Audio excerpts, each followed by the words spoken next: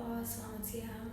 Perkenalkan, nama saya Gladys Prastika dari Prodi Ilmu Komunikasi Batch 12. Nah, di era digital saat ini, media berkembang dengan sangat cepat. Salah satu fenomena yang menarik adalah menjamurnya corporate media atau media-media besar yang memiliki jaringan nasional.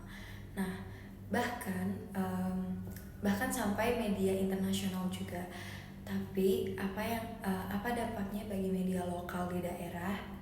Saya akan membahas dampak media besar terhadap media lokal di daerah. Nah, corporate media sendiri biasanya dimiliki oleh konglomerat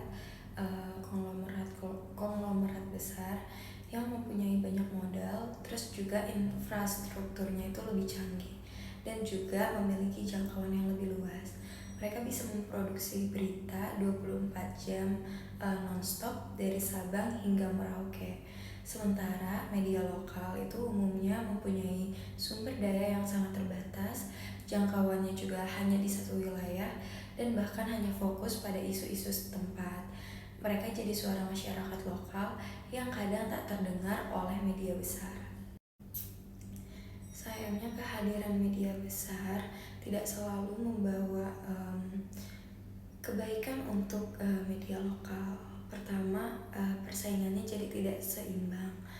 Alasannya karena media besar itu bisa menyajikan berita dengan kualitas yang lebih tinggi dan distribusi yang lebih cepat.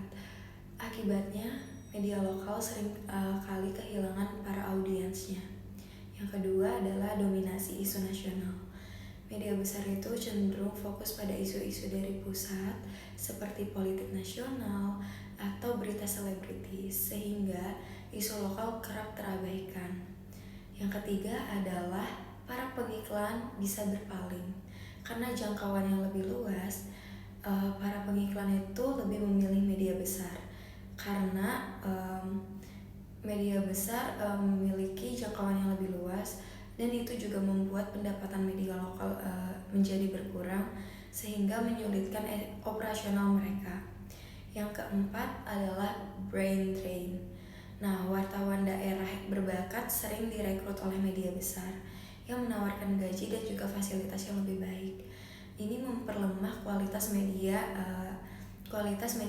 lokal. Tapi tidak semua dampak media besar terhadap media lokal itu negatif. Ada beberapa hal positif dari kehadiran media besar bagi media lokal. Yang pertama adalah media lokal itu jadi bisa belajar mulai dari segi teknologi, etika jurnalistik, sehingga model bisnis media lokal juga bisa meniru dan juga menyesuaikan praktik terbaik dari media besar. Yang kedua adalah peluang dan juga kolaborasi. Beberapa media besar itu membuka ruang kerjasama dengan media lokal untuk meliput peristiwa-peristiwa di daerah tersebut. Nah, ini juga bisa jadi panggung baru bagi isu lokal untuk dikenal lebih luas. Yang ketiga juga peningkatan standar informasi. Dengan adanya persaingan,